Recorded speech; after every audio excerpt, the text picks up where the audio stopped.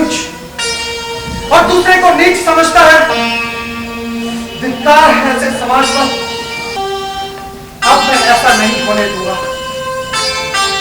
अब मैं ऐसा बिल्कुल नहीं होने दूंगा। मैं मानव का भेद समाप्त कर दूंगा और इस अमानवीय असामाजिक व्यवस्था को तहस नहस कर दूंगा। आज से मैं किसी मानव पर कोई शोषण नहीं होने दूंगा और न ही किसी प्राणी की हत्या होने दूंगा। यह हंस मेरी शरण में आया है, इस पर मेरा अधिकार है। व्यर्थ की बातें मत करो सिद्धार्थ, हंस मुझे दे दो वरना अच्छा नहीं होगा। नहीं देवदत्त, इस हंस को मेरी करुणा ने जीवन दान दिया है, इस पर तुम्हारा कोई अधिकार नहीं। तुम धन देते हुए नहीं देवदत्त, तुम धन देते हुए नहीं देवदत्त।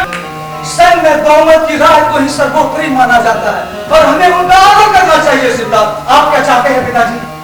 मैं बहुमत की राय के आगे मानवता को आंख में जोड़ दूं? मैं वही कहूंगा जो मानवता के हित में होगा। चारों ओर देखिए पिताजी, मानवता त्राही त्राही होकर मुझे पुकार रही है। कौन है जो उनके शोषण की भेड़ियों को काटेगा? कौन है जो उनका दुख दर्द समझेगा? कौन है जो उनको इस अंधविश्वास, पाखंड और विषमता भरे मकरजाल से मुक्त करेगा? कौन है जो उनकी पीड़ाओं को हरेगा? किसी को तो पहल करनी होगी ना पिताजी। किंतु सिद्धार्थ, युद्ध पर तो कमर से निर्णय हो चुका है। यदि इसके अलावा कोई अपने विचार रखना चाहते हो तो निसंकोच रख सकते हो। किंतु मेरा प्रथम और अंतिम विरोध ही युद्ध को लेकर है। मेरी राय में युद्ध किसी भी समस्या का समाधान नहीं है। मैं समझता हूं कि युद्ध छेड़ देने से हमारे किसी उद्देश्य की पूर्ति नहीं होगी।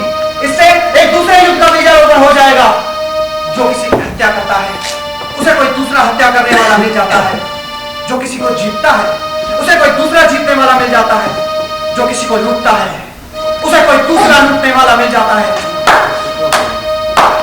श्रीमान, मेरे भ्राताश्री सिद्धार्थ जी को शायद ये नहीं दिखता कि हमारे लोगों पर कितना अत्याचार हुआ है। किसी का सर फूटा है, किसी का हाथ टूटा और किसी की टांग टूटी है। और सिद्धार्थ अपनी चिकनी चुपड़ी बातों से संघ को गुमराह कर रहे हैं और सरासर संघ की मान मर्यादा को तोड़ते हुए जा रहे हैं। आप कुछ कहते क्यों नहीं? मैं आपकी सेना में सम्मिलित नहीं होऊंगा और इस युद्ध में कदापि भाग नहीं लूंगा। कदापि भाग नहीं लूंगा। सिद्धार्थ, उस शपथ को याद करो जो तुमने संघ का सदस्य बनते समय ग्रहण की थी। अपने दिए गए वचनों में किसी एक का भी पालन नहीं करोगे तो तुम्हें अनुशासन भंग करने के आरोप में फांसी की सजा हो सकती है।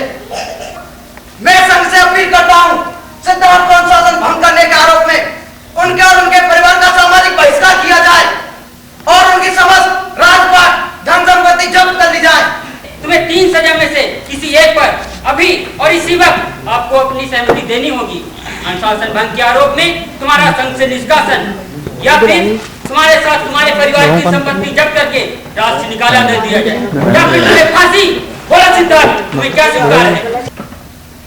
आज मानव का शत्रु हो रहा है।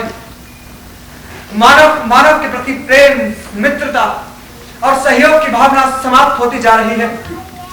मानव के प्रति राग, द्वेष और ईर्ष्या की भावना से मेरा हृदय भर आया है और मेरे मस्तिष्क में असंख्य प्रश्न उत्पन्न हो रहे हैं कि मानव के साथ ऐसा व्यवहार क्यों करता है?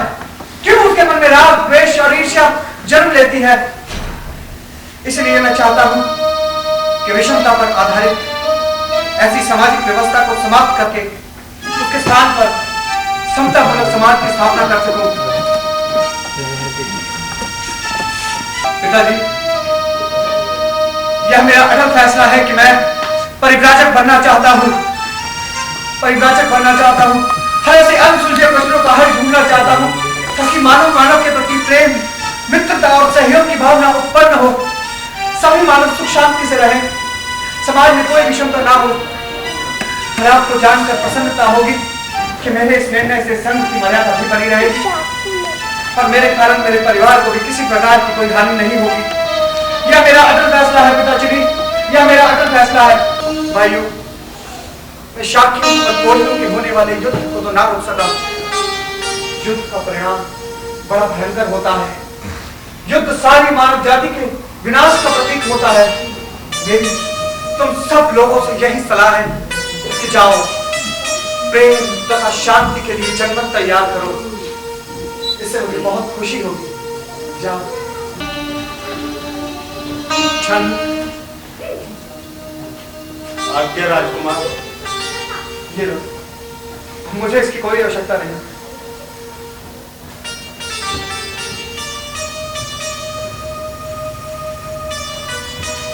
ये लो राजकुमार। छंद, तुम्हारा मेरा बस यहीं तक का साथ था। अब तुम जा सकते हो। नहीं राजकुमार नहीं, आप अपने संबंधियों को वियोग दुख देकर जा रहे हैं। मेरा हृदय ऐसे बैठा जा रहा है जैसे दलदल में फंसा हुआ हाथी। क्या आपका ऐसा निर्णय किसी की भी आंखों से अश्रुधारा जमाएगा? राजकुमार, सत्य के मार्ग पर आपको अनेक संकटों का सामना करना पड़ सकता है। यदि आप अनुमति दें तो मैं आपके चरणों में पड़ा रहूंगा और आपकी सेवा करता रहूंगा। प्रपंच मेरा स्वयं का निर्णय है। सत्य का मार्ग तो मुझे अकेले ही तय करना है। तुम्हारे स्नेह और सेवा के लिए मैं बहुत प्रसन्न हूँ, किंतु मेरे वियोग से उत्पन्न होने वाले दुख का परित्याग करो चंद्र। यदि मैं तुम्हारे स्नेह और सेवा के कारण सगे संबंधियों का परित्याग न भी करूं, तो भी एक न एक दिन मृत्यु हमें एक दूसरे से अनिवार्य रूप से पृथक कर ही देगी।